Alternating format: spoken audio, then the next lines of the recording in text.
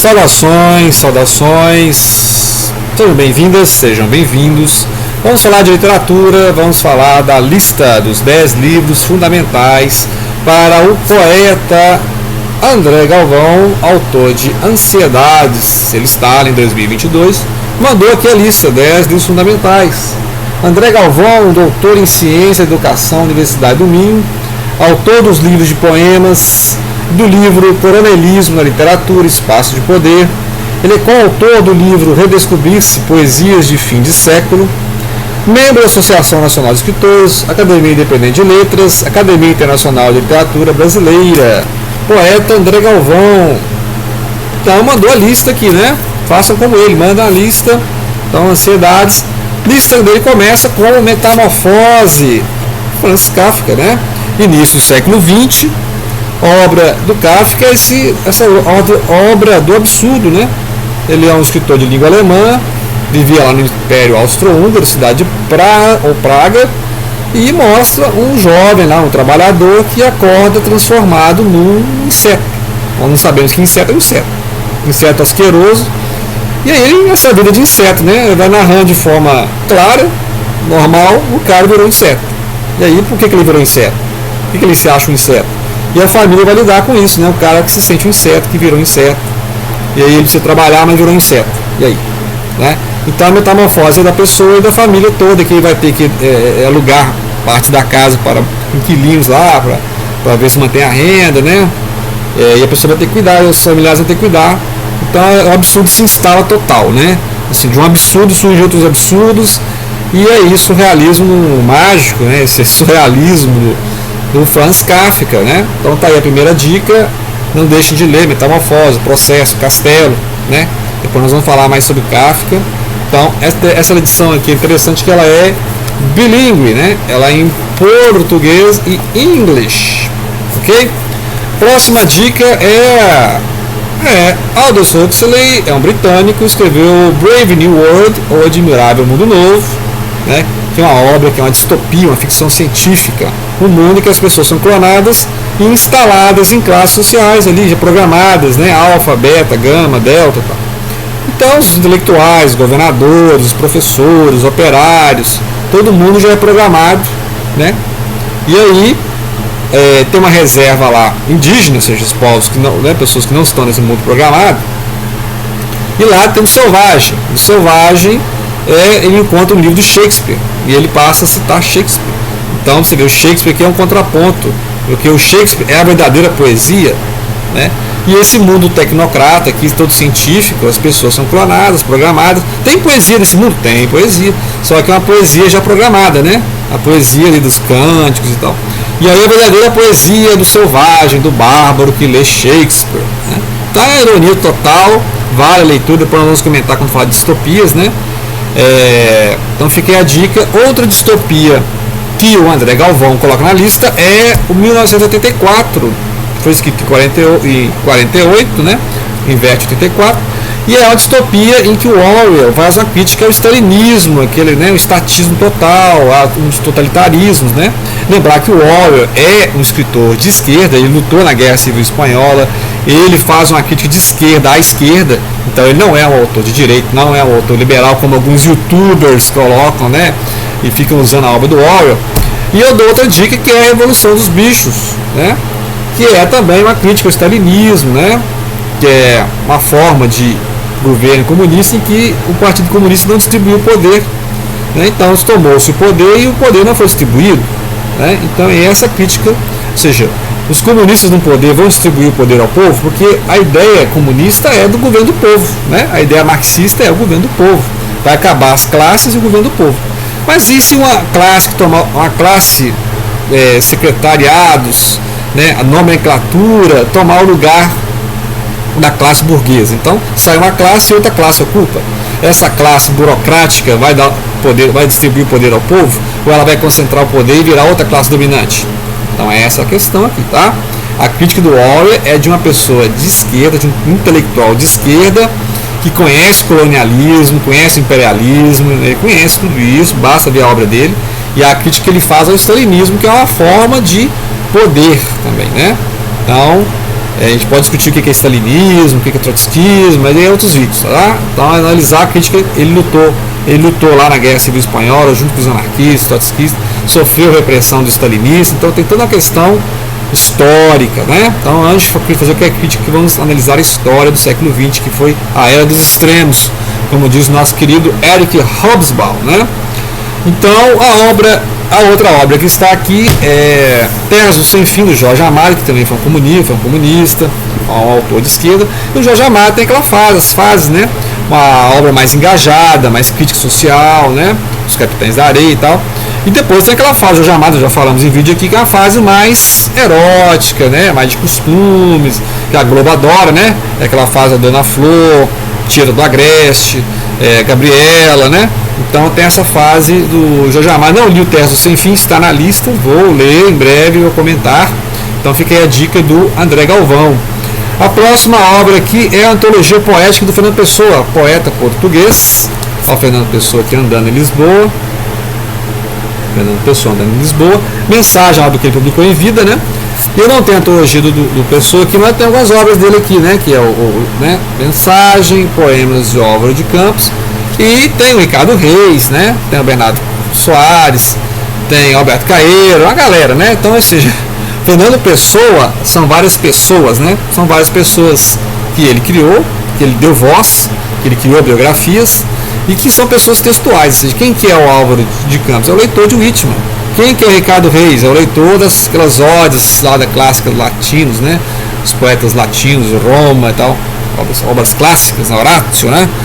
O Virgílio e tal.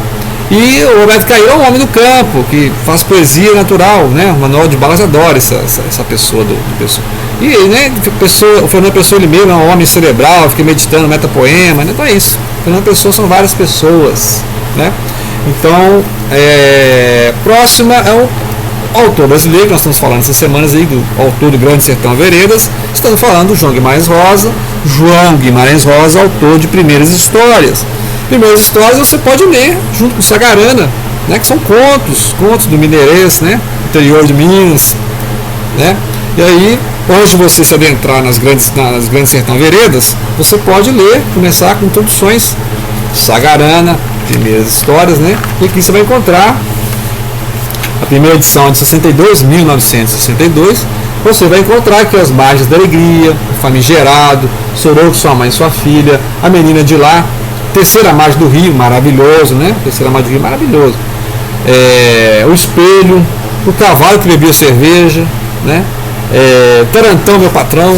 Então, esses causos, esses contos do interior, que aí ele faz ser universal, né? Ele pega coisas do particular, do cultural mineiro e transforma em coisas universais, igual a Terceira Margem do Rio, né? Belíssimo.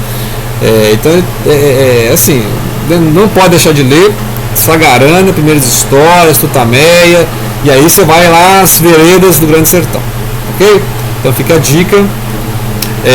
Próximo da lista aqui, 1967, a obra sensacional Nobel de Literatura, 100 Anos de Solidão, colombiano Gabriel Garcia Marques, né? Vou reler esse livro para fazer uma análise, mas é aquela história, né? Macondo, onde fica Macondo, né? Macondo é uma cidade textual, né? Igual a Nárnia, igual a Terra-média, né? Essas cidades textuais, cidades só existem nos textos, né? Mas é claro que é baseado naquelas cidades interioranas da Colômbia, né? E aqui vai contar a geração, as várias gerações de uma família e essas guerras civis que acontecem na Colômbia, né? Essas guerras civis, essa exploração das bananeiras, né? Essas indústrias que vêm norte-americanas geralmente, que vêm explorar a Mesoamérica, né? A América Latina. Então ele faz uma crítica social aqui, assim, um surrealismo mágico, cenas absurdas, né? E altamente poéticas, né? Então ele vai analisando a família dos Buendia, né? Buendia. E aí você tem que ter até um mapinha não sei se essa edição tem, mas tem edição que tem aqui o mapa, né? Esse aqui não tem não, mas tem um mapinha dos nomes, que os nomes vão se repetindo nas gerações, então tem que fazer um fechamento. Os nomes vão se repetindo, né? As histórias vão se repetindo, porque toda geração tem uma guerra civil lá explodindo lá, essas guerras civis infindáveis, né? Então fica aí a dica. Outra dica do Gabriel Garcia Marques é Crônica de uma Morte Anunciada, belíssima obra também, né? Também tem aquela Ninguém Escreve a Coronel, né? Então tem várias obras do Garcia Marques, né? Amor nos Tempos do Cólera também. Então, assim, é sensacional ler os contos também do Garcia Marques. A dica está aí. Colômbia.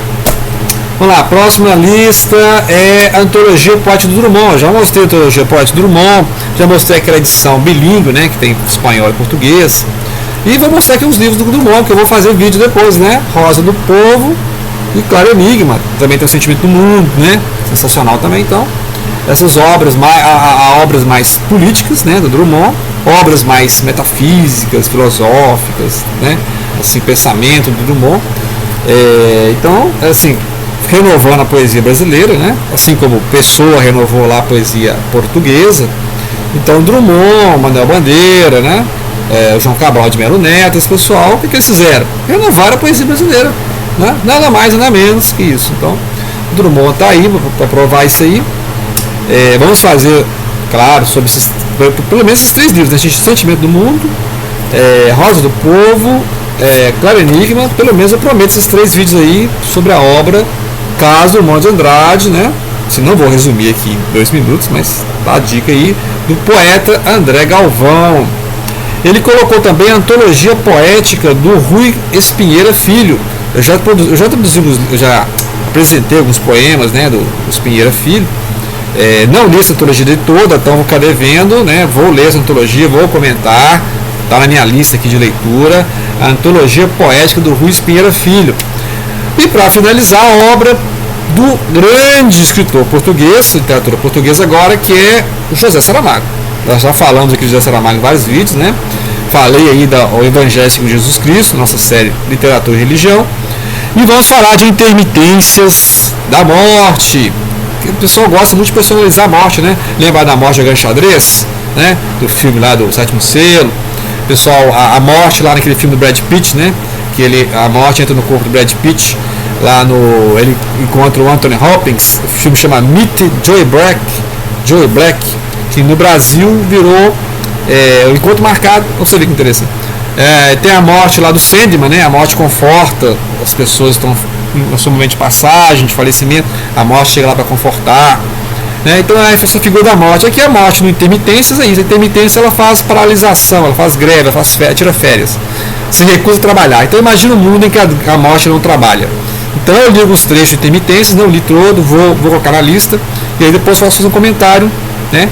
Não do enredo, mas do que eu achei da obra no total, né? Mas do que eu li, eu achei interessante isso. Imagina um mundo em que não tem morte, né? Então seria um caos também, né? Igual lá no ensaio sobre a cegueira, em que o Saramago mostra um mundo que as pessoas não podem ver, ou então vê tudo branco, né? A cegueira branca. Então, Intermitências é uma fase mais posterior do Saramago, 2005, né? Eu acho que o ápice do Saramago foi ali nos anos 90, aí depois ali Todos os Nomes, né? O Caverna, foi o ápice do Saramago ali. Depois ele começou a reciclar alguns temas, né? Começou a trabalhar alguns temas, o mesmo estilo e tal, né? Mas a obra do Saramago é muito extensa, então você tem que pegar ali algumas obras-primas, né? O Evangelho segundo Jesus Cristo é uma das obras-primas, Todos os Nomes, né? O Ano da Morte de Ricardo Reis. Então, o Intermitência da Morte está ficando mais no final da lista, mas eu vou ler. Prometo que eu vou ler a biografia do Saramago, vou comentar a biografia do Saramago, está na lista aqui. Então, aguardem mais obras do Saramago. E depois vou comentar mais sobre a obra do próprio André Galvão, que mandou essa lista, né? Poeta André Galvão, autor de Ansiedades, 2022, do Stalin, né? Então aguardem, mandem suas listas aí, das 10 obras fundamentais, né? Então tem mais uma lista para ser gravada. Toda semana tem uma lista, com certeza toda semana tem uma lista. E agradeço a atenção e não deixem de compartilhar. Obrigado.